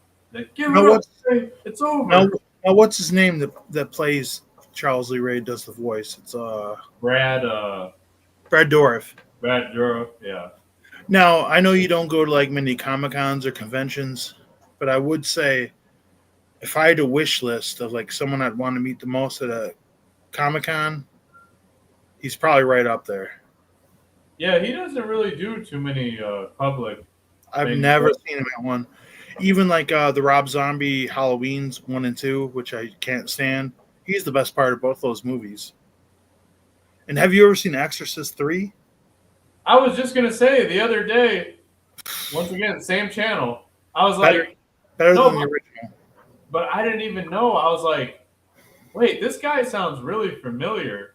Because he's like the crazy guy in the mental institution or whatever, and he's like, he's like talking, and I'm like, I know that voice, And I was like, that's fucking Chucky. Like, no shit.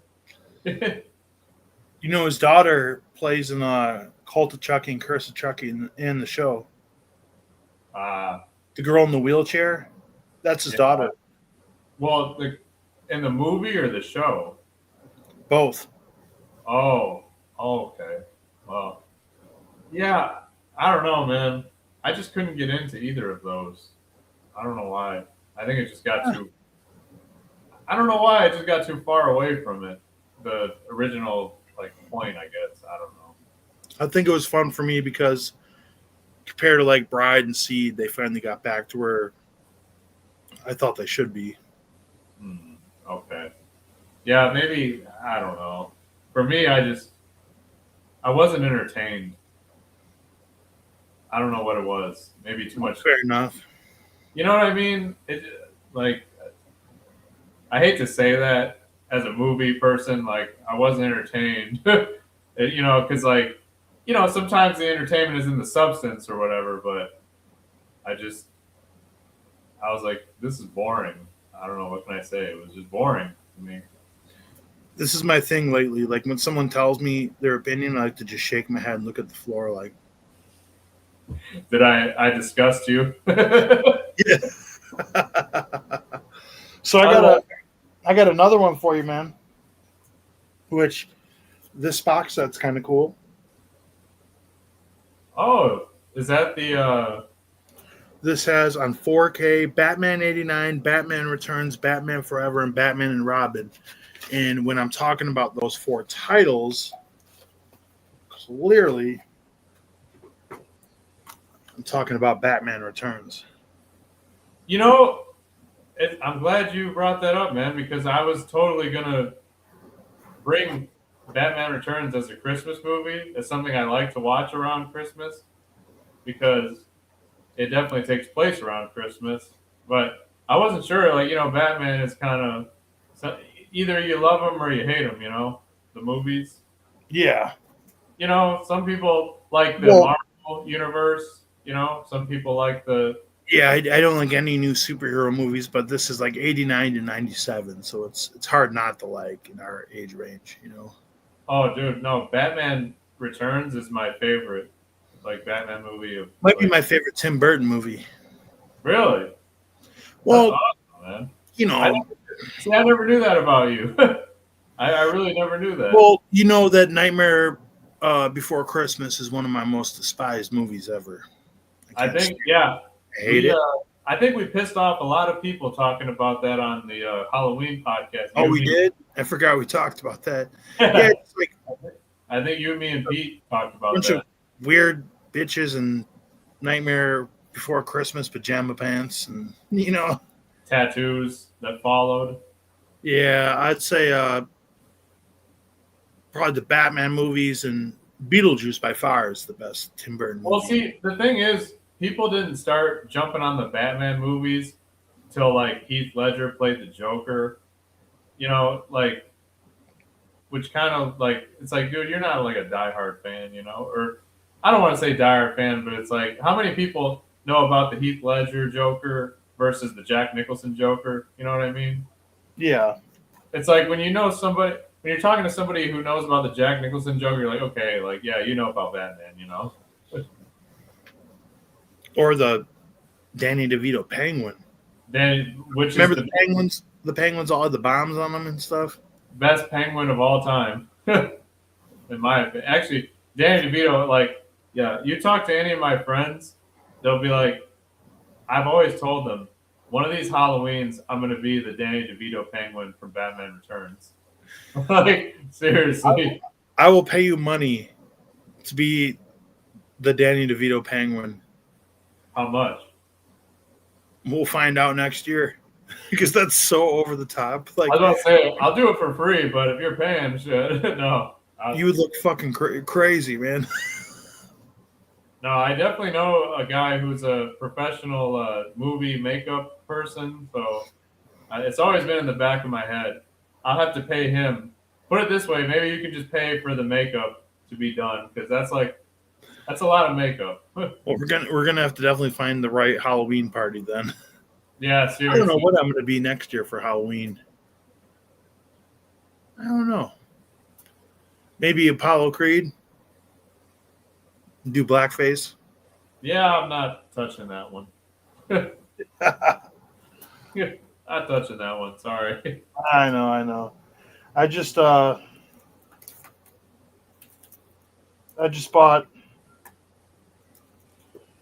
this one today, or this came in the mail. Prison 2. I've never seen this, but it has the villain is Mr. T before Rocky 3. It's a blaxploitation movie where the guy gets out of prison and they kill his girl and he's got to kill Mr. T. Nice.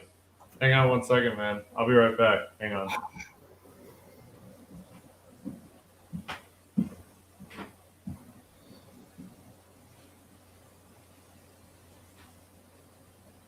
Yo, while Carlos is gone, I got a joke to tell about him.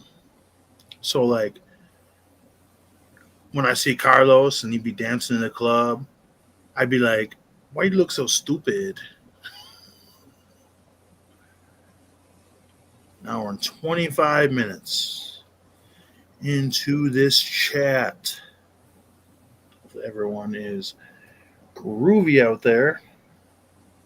Probably going to wrap up sometime soon.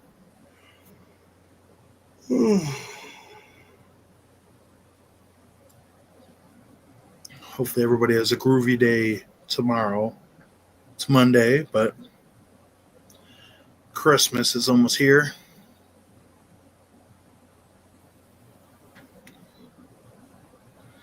And yes.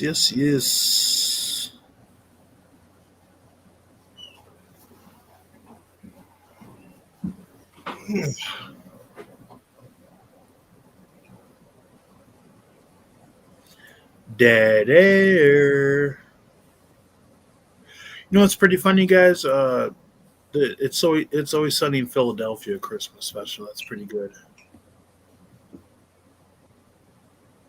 What the hell going on there? Yo.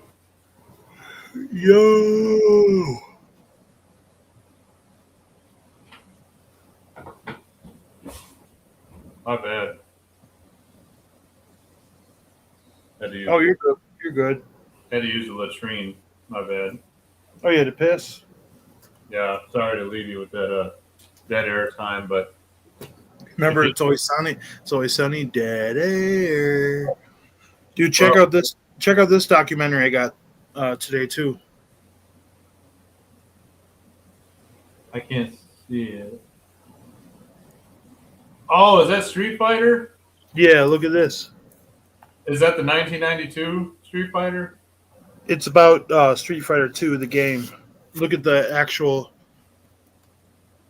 case. Man.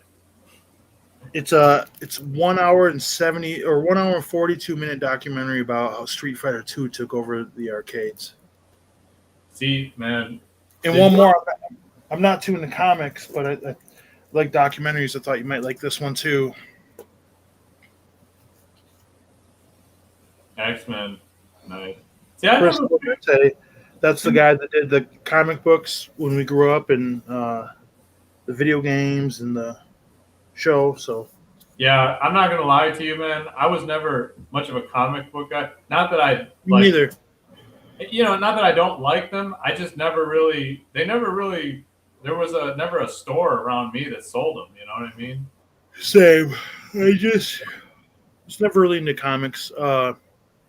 I couldn't understand comics, to be honest. Like, I don't know, maybe I had some type of I like Simpsons comic books, like the old ones, like the Treehouse of Horror comic books, and I'm kind of into like the Tales from the Crypt ones if I could get my hands on those. I kind of feel like I would like to get like those Ninja Turtles comic books, like the Ronin ones, the archive, because they sell those like in the hard cases of like, comic books 1 through 50 in one hard case, and that's more of like a historical kind of thing. But call me weird, man. I'd rather read a book than read a comic book. Yeah, it's like I said, I could never really like understand comics, like how they had the the boxes, and I'm like, okay, you're supposed to read like like this way and then down, or it was. I'm more of a magazine kind of guy. Yeah, I couldn't understand, like, literally to this day, if you try to tell me to read a comic book and then be like, what happened in the comic book? I'd be like, well, so-and-so fought with this guy, but maybe I jumped ahead. And it's like, I don't know, maybe it got like. You remember the good old days of like when you're a little kid and you go to like the grocery store with your mom or dad and you'd be like just forced to kind of like wander around the store. You like have just like walk around Kmart, just like look at toys. Yeah, no phone. And you just end up in there, just end up in the magazine section, just like reading magazines, and then they'd Or page you.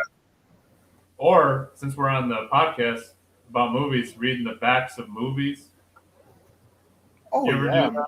Yeah, like turn the movie yeah. around. Like here, I got like if I'm just referencing like Die Hard.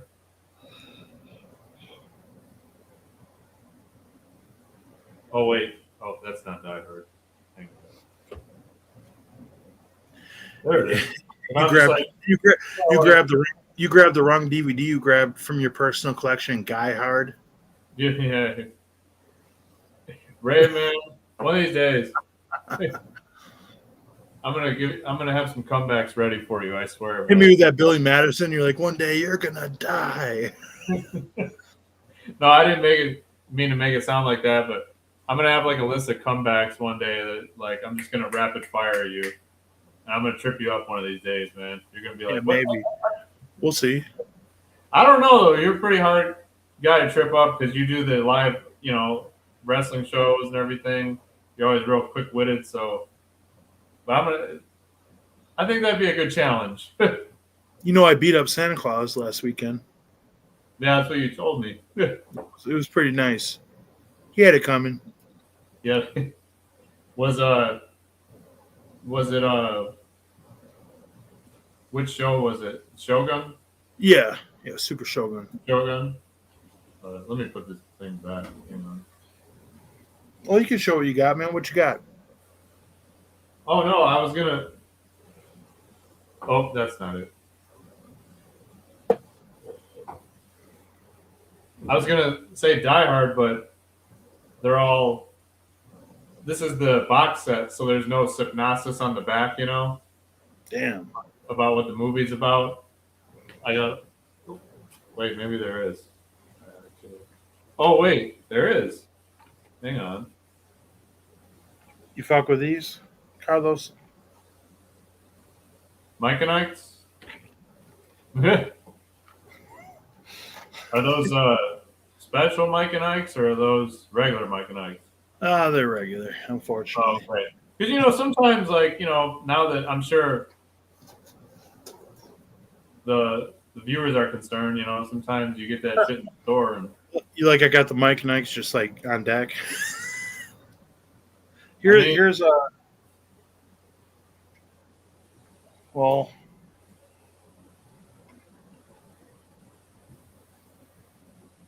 you got the New Year's Eve 2026s. what's that? I was just saying they look like those glasses you wear on like New Year's Eve. Oh, these from Oh, Terrifier. they're Christmas glasses. I see. Have you seen Terrifier 3? I did actually. What'd you think? Honestly, I really liked it because it was kind of. I'd never seen some like. I mean, I don't want to sound like crazy or anything, but they really pushed the envelope in that movie. Like, Buddy like blew up some kids and shit. Like, I mean, Yeah, I've seen 3 different couples and 1 individual walk out in the theater when I seen it. I seen it not opening night, but the night after. when they blew up the kids. Yeah, well, Yeah, different. and I'm not gonna, I don't like to see kids getting blown up or anything, but I was just like, wow, they really did that. Holy shit! Like, for movie's sake, it's a movie. It's supposed to make you feel some type of way, But yeah, that was kind of crazy. I was like, wow, they really did that. Shit. And we're canceled. You ever seen this one? Who can kill a? What's the other thing? Child. Oh no. Well, I'll tell you what. Spoiler alert. He can. This movie's fucked up. It's really good. This is a Spanish movie. It's all in Spanish from Oh, the 70s. It's this guy who goes on a honeymoon with his wife, his pregnant wife, on like this resort island, and it turns into Children of the Corn, and the kids are way more violent. Maybe not possessed by like a demon, but he gets to the point where he's got to make a choice. Hmm. Yeah, no, I before we go down a rabbit hole, like, Killing children. yeah, I just want disclaimer. I didn't like the Terrifier because it showed children getting killed. I was just like kind of surprised that the Terrifier turned out to be such a big movie and it had that kind of content in it. Like that's what I think is kind of in movies these days. Is they don't push the envelope as far as like what I mean? Sorry, what were you saying? Well, I was just saying, like, it seems like a lot of movies are real afraid of that, like, you know, like you and Pete talked about this on Halloween, how Michael Myers killed a dog, and a lot of people were like, "Whoa!" Like, including me, were like, "Damn, he killed a dog," But it's like you got to remember, Michael Myers is fucking crazy. He's a killer. That's what he does. Like Terrifier, fucking killer clown. That's what he does. He fucking kills people. And yeah, don't get me started on Terrifier's girlfriend, what she does when people get killed. I know. I agree with what you're saying, but I think the reason it doesn't really bother me in this instance is because the way Art the Clown is portrayed in these movies, as a lifelong horror fan and a lifelong practical effects fan, I appreciate good practical effects, and I think a lot of his kills, even the goriest stuff, you could tell it's not real. I think for one, the artistic aspect of being able to do gore and do what you want matters. And there's certain movies out there that are really brutal, like Guinea Pig, Martyrs, Siberian Film. Like there's a lot of really graphic movies, August Underground, that are like really trying to keep the realism. Where I think Art the Clown and Terrifier, it almost comes off cartoonish in some scenes with how over the top it is and how he acts, and so it doesn't really bother me as much. It's not. I guess the maliciousness isn't the same in a strange way where he's like a Looney Tune. Right. It's like you said, it's cartoonish. Like when he walked in and like he had I think it was like a IED or something in his little bag, and then he set it off. I was like, whoa, no way. And then they just kept going with the movie, and I was like, wow, he really did that. And it was kind of like well, it adds to the character. It's like Art the Clown is not like you and me. He's nuts. Yeah, set. It's a beauty. See, I've never seen any of the other ones. Which one would you recommend besides like 3? It's probably going to be part 2 is the best.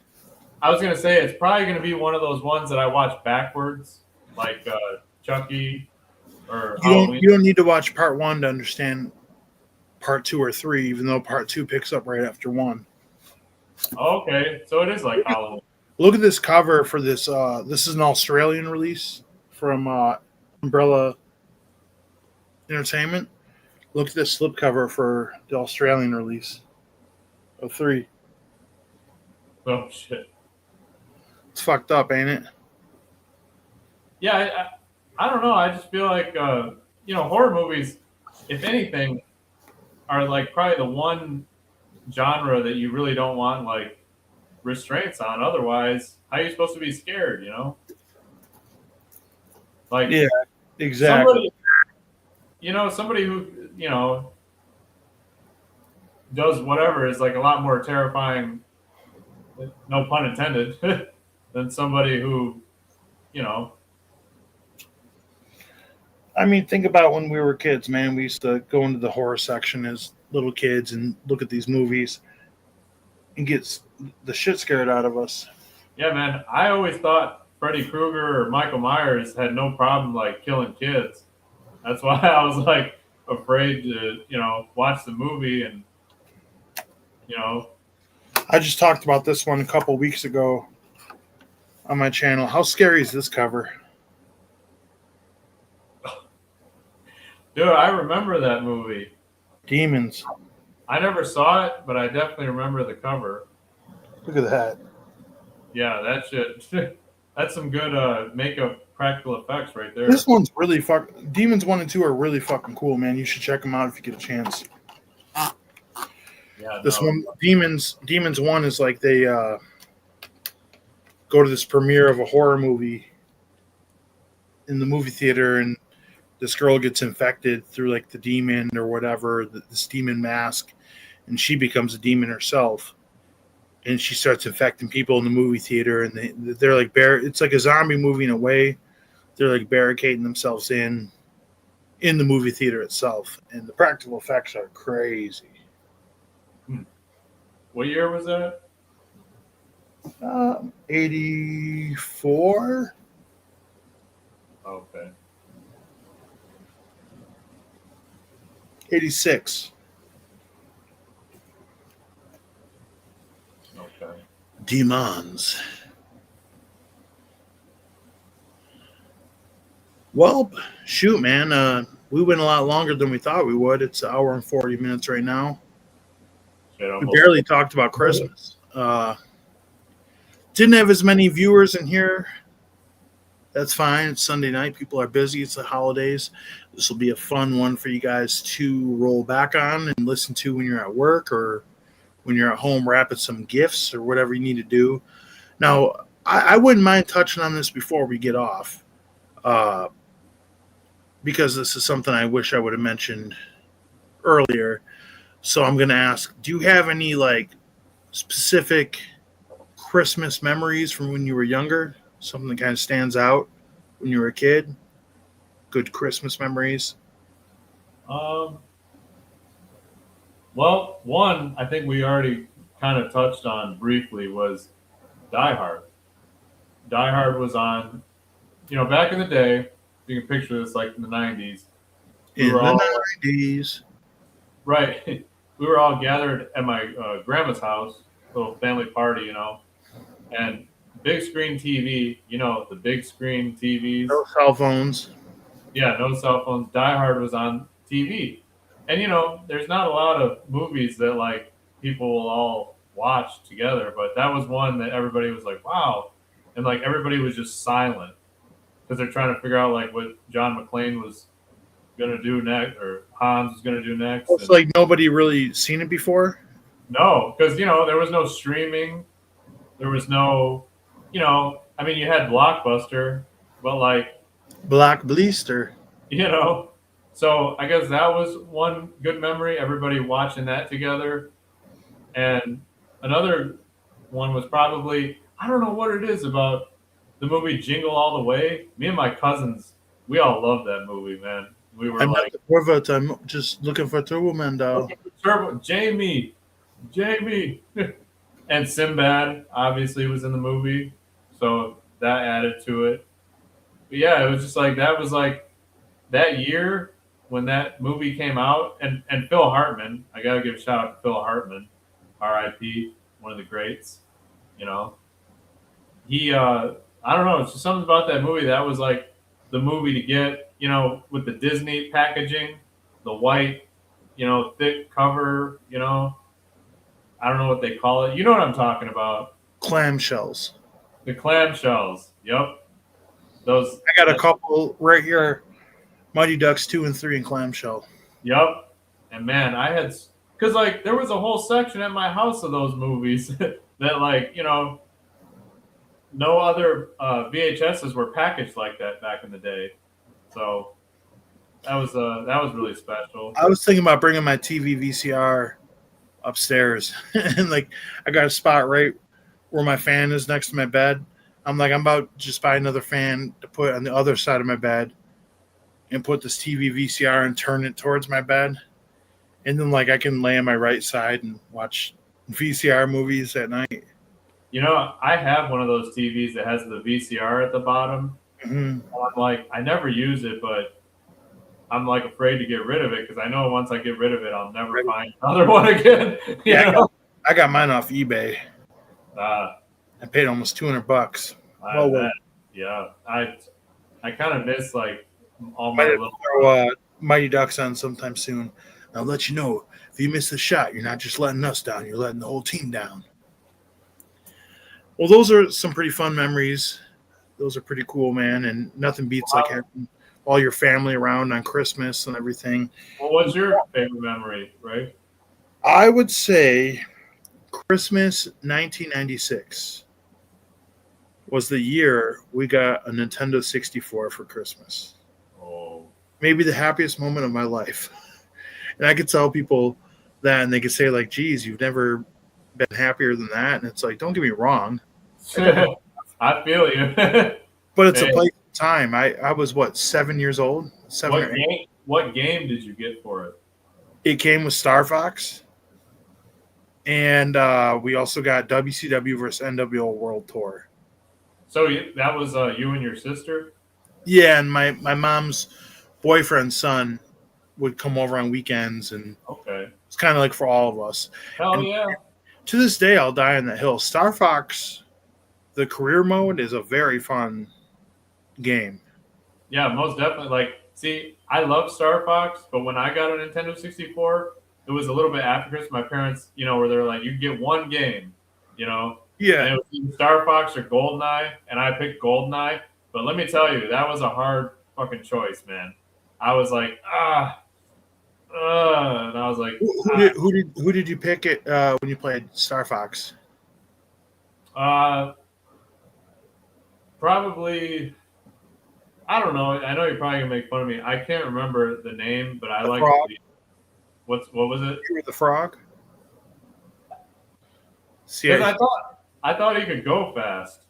yeah, the old Toad idea in Mario Kart. I think Yeah, like Yoshi or Toad or whatever. I was Falco always. He was my second choice. What about in GoldenEye? Ooh, Do you remember? GoldenEye was Do you remember the rumor when we were kids in GoldenEye who was the best? it was well. People always said it was Odd Job Because he was so short, right? Yeah. Yep. My go-to was either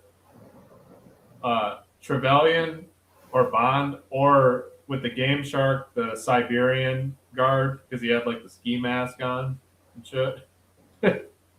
Like, I don't know. You ever seen that video of that old black guy? He's about to play his son in GoldenEye, and the game boots up. He's like losing his shit. He's like, "You about to get your ass busted, boy!" And Woo! like, yeah, and like he's all hype, but his son is just like, whatever. I feel that, man, because if I put on like Sonic 2 and that opening screen hits, dun dun dun dun dun dun dun dun dun. Sonic 2, that was the first game I ever got with my Sega. Do you remember like just going to the casino nights level and just gambling, just staying at that one part till the time runs out? Yeah, it was must have been subliminal messaging. No, Yeah, that was I've been thinking of all these games I'm gonna play when I get this emulator, man. Like Sega, I'm gonna play Sonic 2, Aladdin, Toy Story game was pretty fun. It's funny because like I never knew you to be like much of a video game guy. Like I thought. I remember like when me and Nick were playing one time over here. You guys are, oh, you guys do damn video games. Like, Fags. Yeah, pretty much. Like that shit's gay as hell. Like I was like, oh, well. Keep in mind, guys, this was like probably like 2010. That's how we talked at the time. Yeah, right. Yeah, I didn't mean to use that kind of language, but No, I said it too. I don't really give a fuck, man. If they're gonna go an hour and 48 minutes in the chat and find why I said fag, that's well, yeah, no, I was kind of surprised because like I knew like most people that like I have another friend like that who's like, oh, you like video games, like that's lame, and I'm just like, well, come on, man, you don't remember this shit? He's like, yeah, whatever, and then he started playing, and he's like, oh, yeah, like it's like, come on, man. If you're like I'm saying, man, I get this emulator, man. I'm gonna start playing like Wave Racer on like 64 or whatever it was called when you be riding the fucking jet skis around. Like I'm about to be having a blast. You talking about Jet Moto? Yeah. Man, I talk all the time that it's a shame that like kids these days don't have the things we had when we were younger, like malls and going out in public, and just like arcades, like the arcade machines where you could sit on like a wave runner or like in the car. Or Like time crisis with a gun. You could like it would kick back and shit. Like I that. swear I need to get an updated system where I can buy like the steering wheel and the pedal and get a game where I can like have a racing game where like you're in the car. Or the Terminator games too, where you had that like They, big they, they sell that one, I think, for like those smaller arcade cabinets they put out. Now, do you remember? You ever met Kyle D, my friend back in the day? You remember him?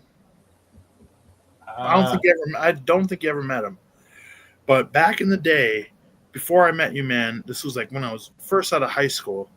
They had the game station, or it was a big arcade in Great Lakes Crossing. You remember? And I think it's something else now. It's like an aquarium or some shit. GameWorks. Yeah, and you could GameWorks. go up there on like a Thursday night and pay a set amount of money, and you could play games for free for like 3 or 4 hours straight.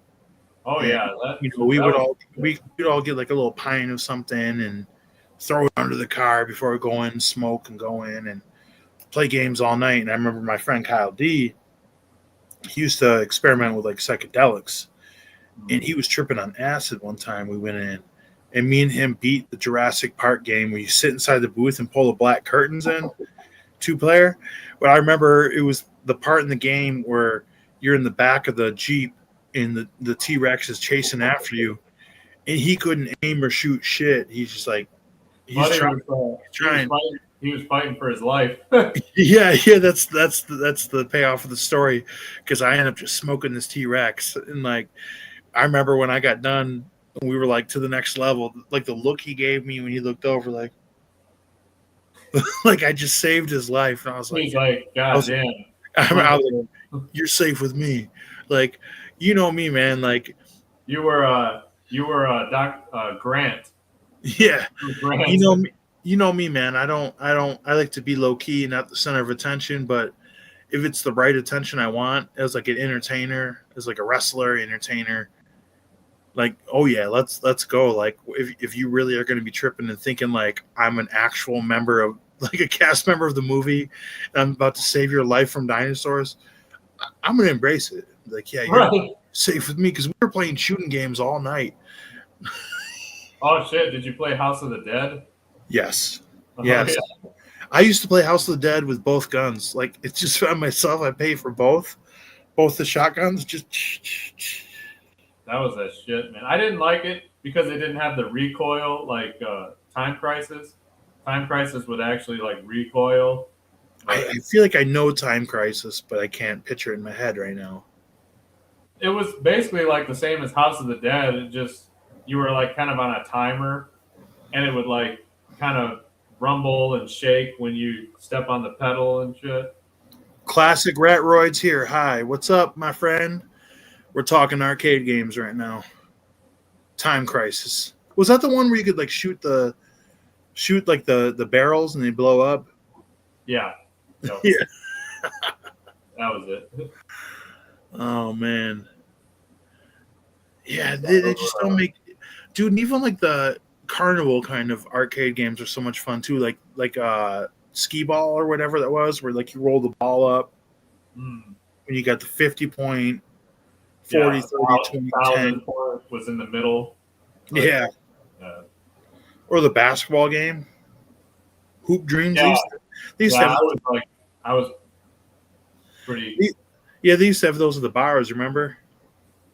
Yeah, actually, I think they still got that game at Buffalo Wild Wings. Classic Rad Rods. Got a joke. What do you call a dog with no legs? It doesn't matter. It's not going to come. God damn it. Oh no. You know, it's like the funnest and best thing they ever added in the bars. You remember like the punching machines? I know they still got them in there. Do you remember were you there when Travis went to like kick that punching machine at Air Lanes back in the day? Remember No, I don't think I was there with that, but I could see him doing that. Remember, I used to always want to throw head kicks. He could throw a kick like, yeah, I mean, he was probably Travis was like 6'1", maybe 6'1", and he was all in the Mirko Crow Cop from Pride FC, and he would like want to throw head kicks and shit, and They had the tiki torches outside on Mug Night during the summer, and there was like 100 people outside. And I remember like we're all punching the machine because it was outside in the corner, right by the door when you walk out. And I remember he pays and he goes to throw a head kick at the machine. He slips on the beer or the water or whatever was on the hardwood like deck. He just slips and busts his ass when he throws that kick. And it was just like a movie. Like 100 people just turn and go, ha, ha, ha, ha, ha. Yeah, I could see it. That's hilarious. I could definitely see it. I don't think Airways is even there anymore, is it? I'm pretty sure it's torn down. Yeah. The place we met, Pizza Hut that we work together at, is a dispensary now. Yeah, which is pretty interesting. Crazy. Yeah, pretty interesting. I actually have never been in there. I kind of want to go in there just for the hell of it, you know. Hey, you better before the first, man. 24% tax hits January 1st. Oh yeah, I mean, I'm gonna have to go. My shit just got clogged up. Everything's going up, you know. As you could tell from the beginning of our chat before we went live, my pen is clogged. So I think I'm gonna have to go up there and grab some stuff. Oh yeah, we should hit there and Motor City while we're at it for the hell of it. Why not? Yeah, that would be fun. That'd be sick. We got our first microphone together at what, Radio Shack? No, that was Motor City. Oh, was it? Well, we went to Radio Shack right? Maybe. I can't Pretty remember. sure we did. Either way, that shows how long we've been doing it for. Yeah, I was gonna say I was gonna grab the microphone. Where the hell did I put it? Oh, that's all good. Yeah. Well, what are your plans for Christmas, my friend? Shit, man. You know, just hang out with the fam, eat some good food, maybe drink a little bit. Yeah, I'm still going to do that home alone challenge with the cheese pizza on the Dirty Sunday. Oh, I bought all the shit for that, too. I got vanilla ice cream, chocolate syrup, sprinkles, and whipped cream. So I'm going to eat a cheese pizza. I definitely won't be able to eat the whole thing. yeah, I was about to say, ooh, that's a lot. I mean, when you're Kevin McAllister's age, I feel like you could get away with that. But I'll have to do about half ski if I want to. Right. Seriously. Especially with like Coca-Cola and shit. Oh wait, that was number 2. I'm sorry. He was drinking that with it too, right? I think that was in number 2, and number 1 it was like Pepsi. I think. Now I feel like I got to do that. Right, that's a little too specific, but Might have to go to the dispensary get some gummies first. right. That'll get the job done. Should put them on the Sunday. Throw some Reese Pieces on top. Throw Right. some Mike and Ike's on there. Right. Oh, but I feel you, man. I'm probably gonna do the same. Glad I got all my Christmas shopping done. Me too. I just gotta wrap the shit up. I wrapped everything yesterday. Oh, yeah, I gotta do that. Probably when we get done, I'll do that. Oh, yeah, it's still pretty early. But with that being said, I think we're gonna wrap it up here. Thank you for everybody for checking the video out. Hopefully, you guys check this out on the replay and whatnot. But if I don't talk to you guys again before this, I know you guys aren't going to see Carlos again until after the New Year. So from both of us, I'm going to say Merry Christmas.